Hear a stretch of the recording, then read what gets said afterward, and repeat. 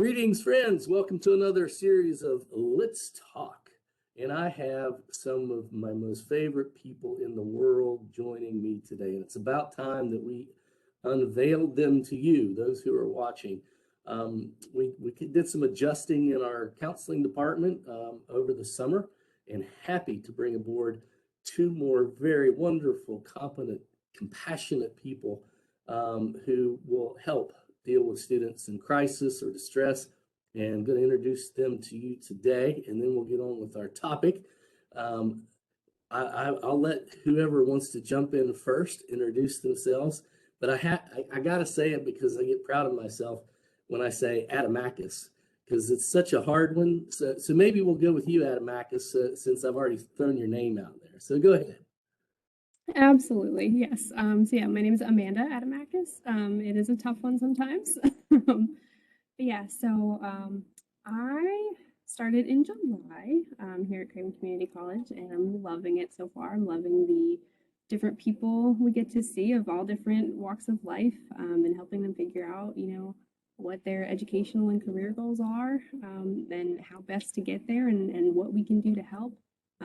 And then, if some stressful or negative things happen along the way, offering that counseling piece, in addition to all the academic services we traditionally offer, is amazing. And I'm happy to be able to do that.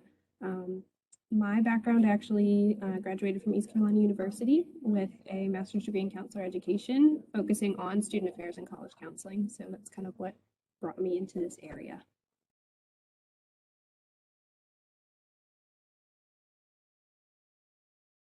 Hello. I'm Susan Seeman, and I'm from Pennsylvania, and I moved to North Carolina about a year or so ago and started here in July. And as Amanda said, I love it. I enjoy working with the students and just being able to help people to further their goals in life, just helping them to choose different paths and rearrange paths if they want. And I just have a long career of counseling and social work, and just enjoy being here in North Carolina because it's so sunny. So yes, and we know that Susan loves the beach. So I do. yes. So anytime that you want to find Susan away from campus, head down to the Fort Macon area, and you can, get your toes in the sand and have a nice little conversation down there. And I genuinely say, I love working with both of you and what you have brought to the team, your personalities, your experiences, your work ethic. You're just awesome. And I think student services, we're better for it having you on board. So. Let me let Nathan Stout, who's also one of the pillars of student services. Nathan, if people don't know you yet, what do you want to say about yourself a little bit? Hey, good morning, everyone. I'm Nathan Stout. I've been working here at Craven since 2014. Been in an advising role for a little over 5 years now. And before then, I worked management for one of the like a large company, and then before that time, I was in the United States Marine Corps for 20 years.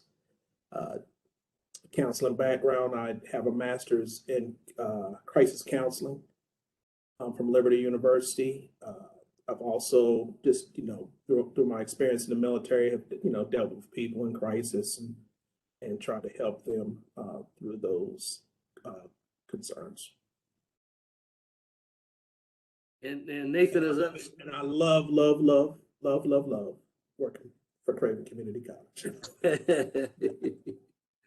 And Nathan, we still have to say that you still take marching orders from the commanding officer named Jennifer. Is that correct? Yes, I do. Yes, I do. So you're still signed up, still taking orders, sir. Still taking orders. All right. Very good. All right, so today's topic that we want to talk about, we're taping this around the holiday season. We just passed through Thanksgiving, which we usually stop and and reflect on things that we are thankful for, the blessings that we all have.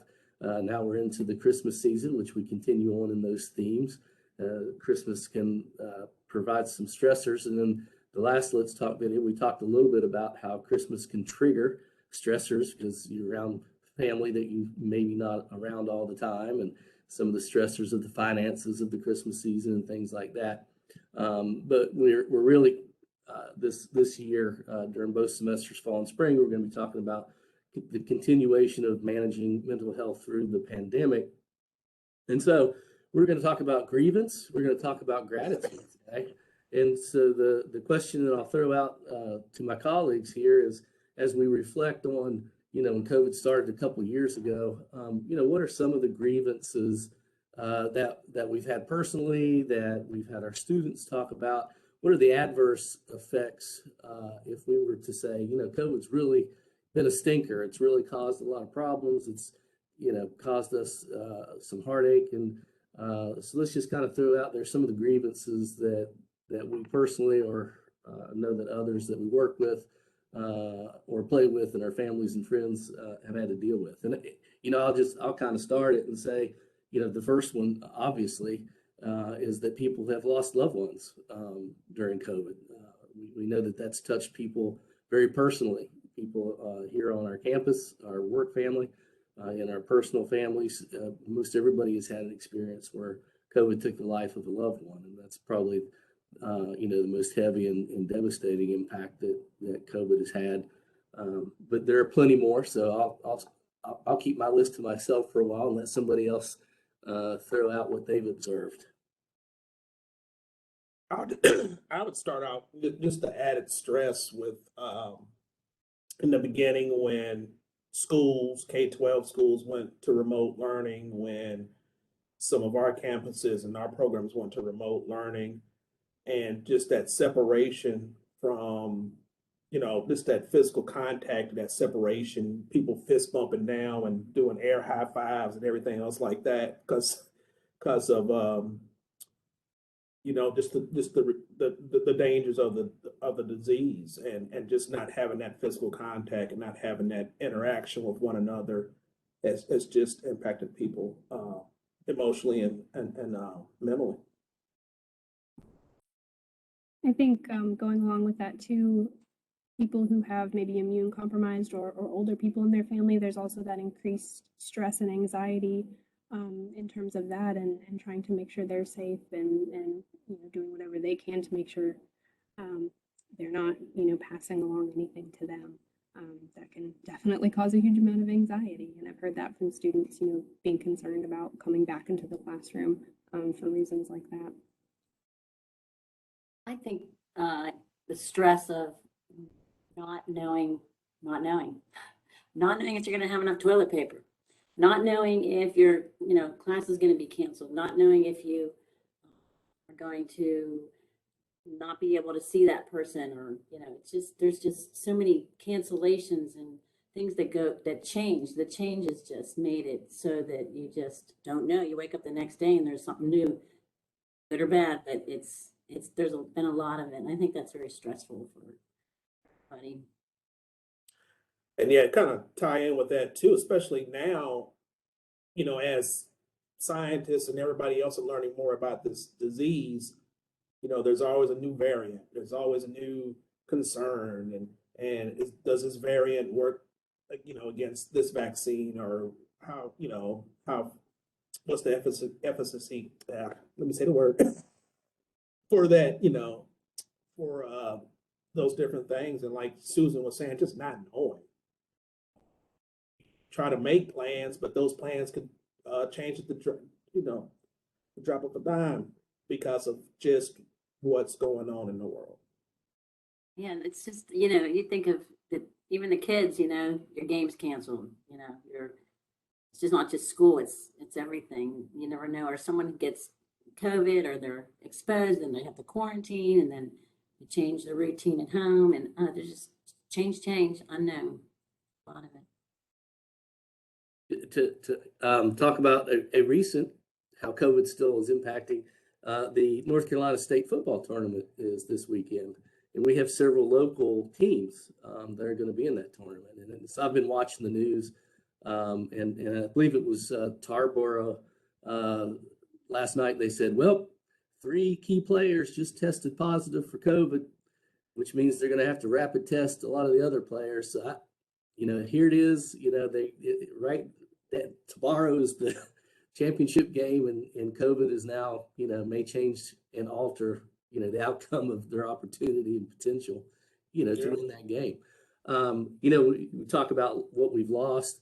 We've mentioned, graduations. Think about that first year when people couldn't have their graduations and walk, and the proms, they couldn't have their proms, and just the rites of passage that our, high school seniors have, and upperclassmen everywhere. It's like they lost, a very memorable things that you keep in scrapbooks, things that you value, the rest of your life, and that, kind of had to get changed, altered, and put on hold. I know that jobs changed, right? I mean, certain jobs just went away. We talk about the restaurant business, and it, really impacted them specifically. Things closing down, and some places really never recovered from that. So yeah, there was a lot of loss, and again, things that we didn't ask for, things that we didn't, sign up for, but yet it did happen. Can you think of anything? That's that. During the peak of it, those were a lot of the things that were lost, but we're still dealing with it. And another one I can think of is, masks, right? I mean, do you wear them? Do you not wear them? Some people, it's very restricting. It's very difficult to breathe. They want to be safe, but, it's difficult to wear a mask. So, vaccinations, the whole thing, there's still a lot of, out there of what's the best thing to do, especially as Nathan mentioned, the variants coming on, and now, what does that mean, and what do we need to do to continue to try to protect against that? So just a lot of ongoing, as we say, stress. So have you seen students, people outside of the campus that are still kind of struggling with the immediate and longer term effects of COVID, and what do you hear and see? How are they struggling? I've seen several students and family members where it seems like they've held it together, because the longer that COVID goes and the changes are going on, people are learning how to deal with it. However, there's been times where they just can't handle it and they just kind of fall apart. So, and it's interesting because it's people that I probably wouldn't have thought would have fallen apart, but it's, just, I think if one thing COVID has taught me is we just say, it's going to be okay.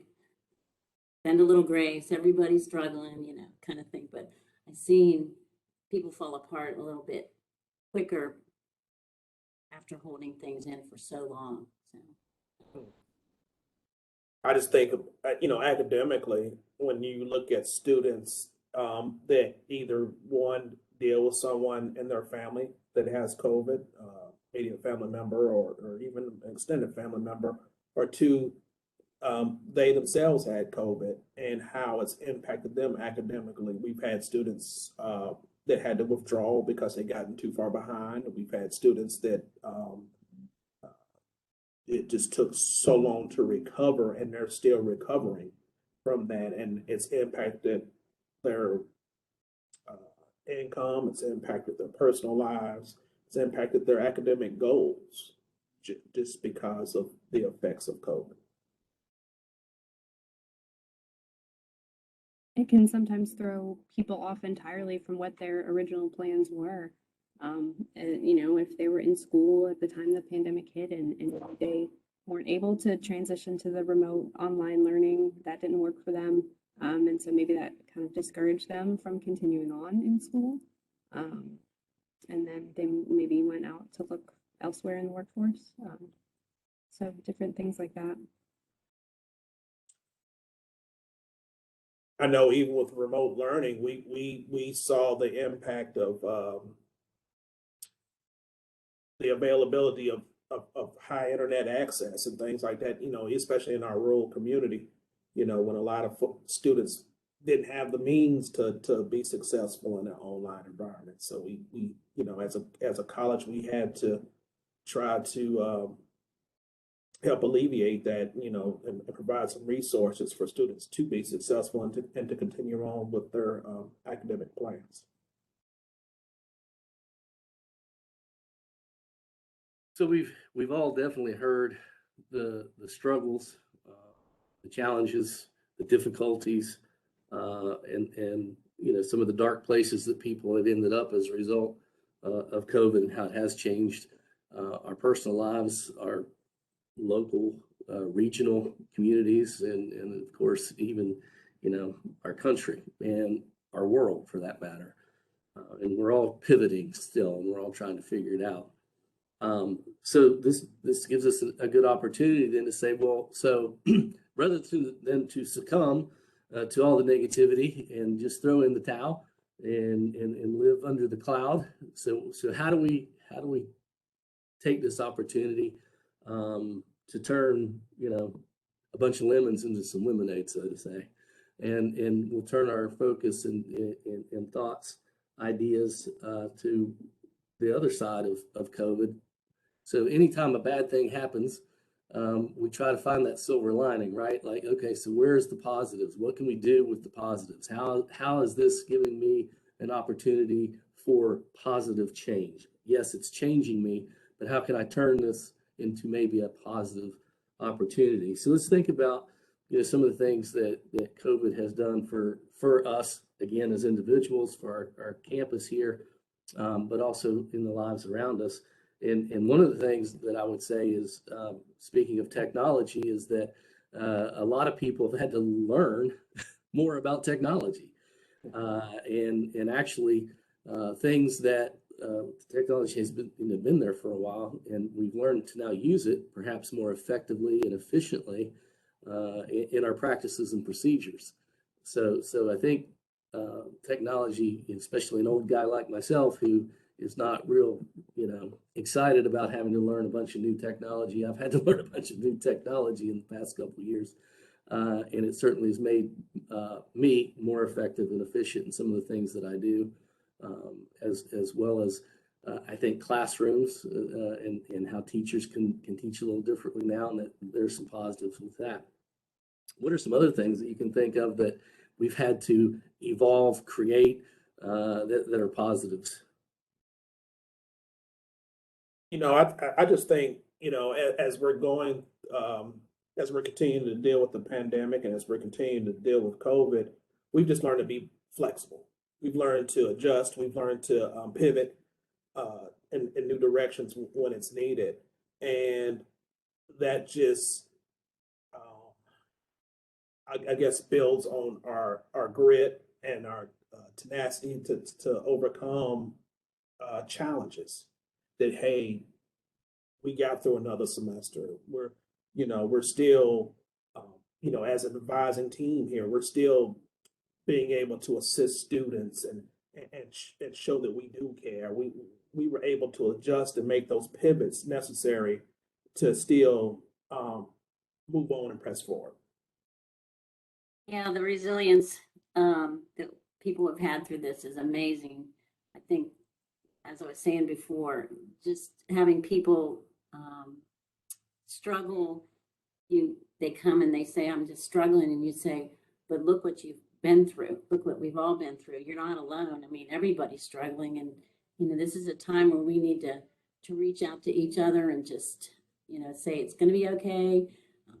Look where you've been. This is what you've accomplished. I know it's difficult.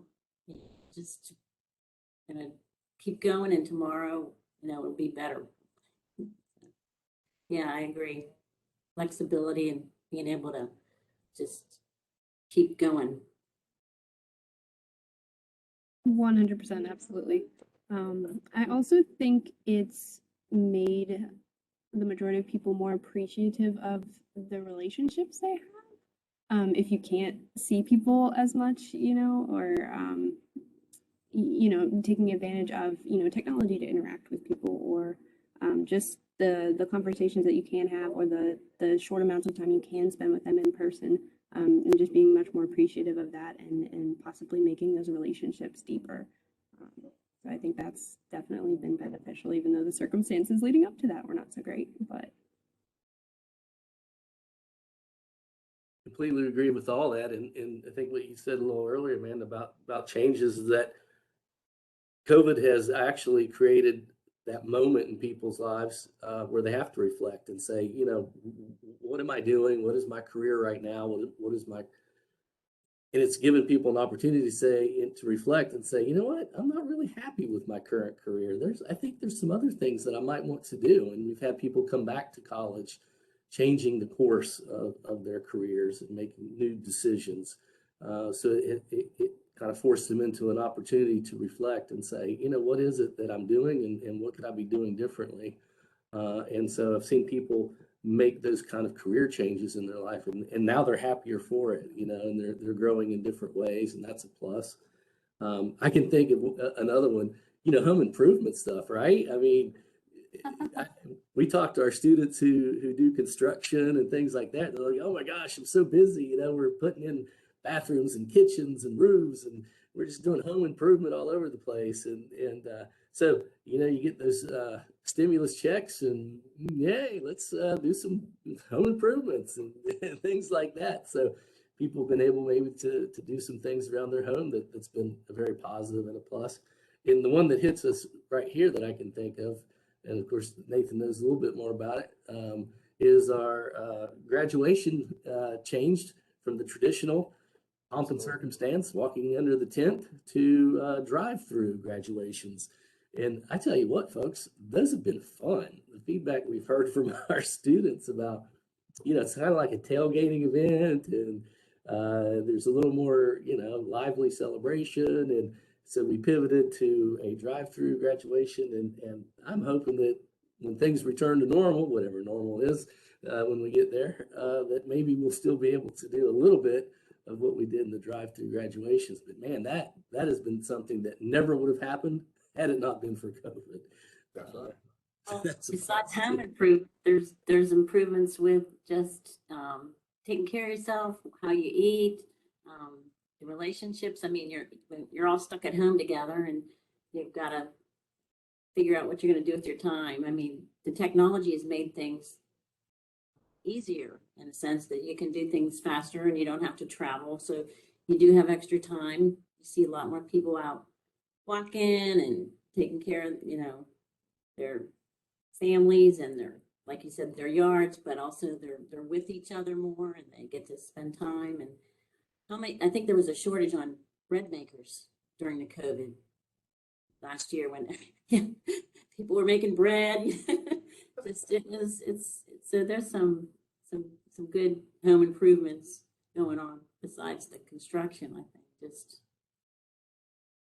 I think there's definitely been a lot of push for self-care, whatever that may mean to each individual person, whether that is, exploring more of your hobbies that make you happy, or like you said, Susan, just taking care of yourself physically, or, taking those breaks to reflect and see if there's any changes you need to make. There's been a lot of that going on. There's also a puzzle shortage. Jigsaw puzzles. Yeah. Self-care. Yeah, I just think it just makes you look at the small things. That's stuff that we've taken for granted, toilet paper in the beginning, and just really having a better appreciation of those small things. So we really, we're talking about gratitude now, being grateful. When bad things happen, we have to deal with it, and we have to go through the negative emotional reactions and the impact that it has, the change that we have to go through. But then as we work through it, then we can kind of look at that. Actually, researchers have found that people who are pessimistic, who can't find the cup half full concept, who can't find let's make some lemonade if we have a bunch of lemons, that they have a 20% higher risk of dying over a 30-year period than those who remain a little more optimistic. People who keep track of their gratitude more often will report the more upbeat moods and personalities, and they have fewer physical complaints as well. So there is some data that suggests that having an optimistic, grateful approach and attitude is certainly helpful for that self-care that we've been talking about. I think we ask our questions, through difficult times is in the reflection of it is, have I grown from this situation? So when we're reflecting and we're saying, okay, this thing that happened was bad, and it created some real adversity and obstacles, but have I grown as a result, as I'm getting on the other side of it? Are my relationships stronger? Whether that's at work or whether that's with your family, whether that's with your friends. Have we developed new skills? And obviously through this conversation, we've talked about pivoting, and that means developing new skills and processes. And do I feel a sense of pride? Do I feel proud of myself for, meeting the challenge and growing in these ways? So yeah, I think as we talk about adversity, as we talk about grievances, we can turn that in, hopefully, to something more positive and really practice gratitude and gratefulness. So my next question is, how do we practice gratitude and gratefulness? What are some things that we do or encourage those who we talk with who are going through those difficult times, and we're sharing this mental wellness, really coping skill and technique? How do we encourage people to practice gratitude and gratefulness? Well, I think it's a choice. I think, it just doesn't come naturally, to many people. I think it's something that you have to start out and have a mindset to do it. Because, it's either you're thinking about what you're appreciating and grateful for, like you said, looking at the positive things, because the opposite is what's bad. I think that we have such a world where that's what's put in front of us all the time, the bad news, the negatives, and so it's hard to just not think that way. So that's why I think it's a choice. And I think that I think maybe the more that you practice it, the little easier it gets to be. I think that I think it leads to action. I think that if you are grateful about things, or you're feeling like you've been given things, you give back. And I think that it's not just a feeling like kind of thing, it's something doing too. And I think we've learned that a lot too in this pandemic, because when you get to reflect, you get to realize what you have, and then it seems like we're able to share more. Yeah, Susan, I think reflection is the biggest area that you have to do. You have to reflect. I mean, as you see the negative, as you're dealing with the negative, as you're going through that situation, just taking the time, for yourself and reflecting or meditating or praying, whatever you decide to do, just on all the positive things that are still in your life, and the things that you still have, and the things that you can be grateful for. Just being here and being able to do that, and in and of itself is something to be grateful for, and just having that attitude and that mindset to do those things. I agree. I think it's like you were saying, Susan, it can be very difficult at times with all the negativity that's put in front of us, and that's sometimes easier to focus on. So making that conscious effort to decide, hey, I'm not going to do that. I'm not going to let, succumb to that. And, it can be starting off with something small too, to just think about little things throughout the day, not necessarily, it doesn't have to be anything super big. Like, for example, I always try to be super appreciative of the food that I'm eating. I enjoy food a lot. And so I just try to take a moment and stop and be thankful for my food. So I think, just starting with little things like that and then just seeing where it can go and what you can build off of and just paying attention to things that other people do throughout the day. Like if someone holds the door open for you, saying thank you and being grateful for that. And just kind of making those little choices to kind of change your perspective on things. And then gradually, it'll get easier and easier to do that. So some of the physical ways, because I think it is a practice, and it has in the way we can kind of make it real, and kind of touch it in ways, is to keep a gratitude journal. And I'll be honest with you, if I find myself going down the negative pathway, I will stop, and for a couple days I'll write down the things that I'm thankful for. And it could be as easy as somebody smiled at me, and then I'm grateful for that smile.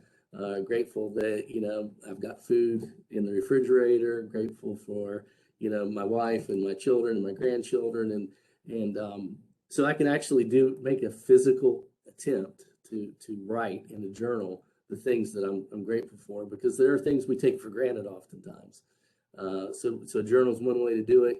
Another way is to sit down and write a gratitude letter to someone and letting them know what they did, because they probably don't know. Whatever they said, whatever they did, they probably even don't know how much of an impact it had on us until we maybe write them, a little letter and say, hey, you had a talk with me today. You said some things to me today. You did something for a student, that I saw you do. And maybe people didn't think much of it, but let me tell you exactly maybe what that meant to that student or what it meant to me. And so writing a gratitude letter kind of puts us in that practice and manifests it, into the physical world in ways.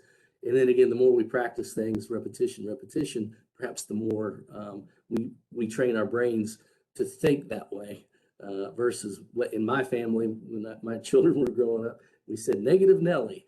When old negative Nelly came and visited, when we're looking at all the bad things and all the negative things, negative Nelly can certainly take over a household quickly. And so we've got Debbie Downer. Debbie Downer, exactly. So we got to get positive Polly in there and let her do some things. And what you said, Amanda, is another way, and that's just to savor it.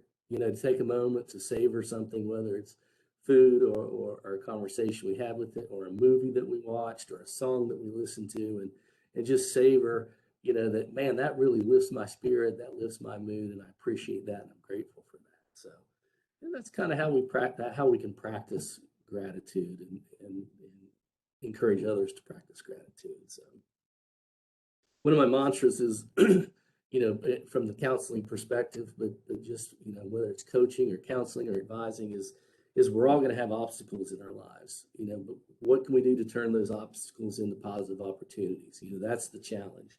We all have adversity in our lives. So how can we turn that adversity into an advantage somehow? Again, make it positive. And how can we turn an absolute mess? How can we turn it into a miracle somehow? And that helps to pivot for me in my mind to turn something negative into something positive. How's it going to become an opportunity, an advantage, or a miracle, on the other side of it? And I think that if we're always looking for that, and as we talk with our students, as we talk with our colleagues, and kind of push that type of mentality and thinking, it makes a difference. It really does. It makes a difference within a culture, whether it's your family culture, your work culture.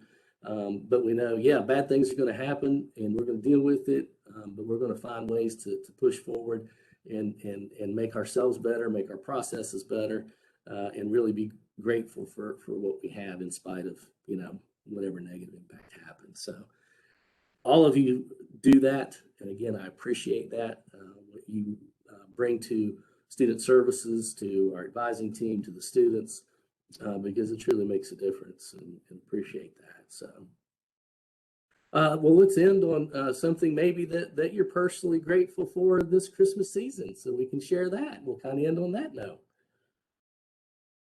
I'm grateful to be in North Carolina with my family. If you haven't heard it enough yet.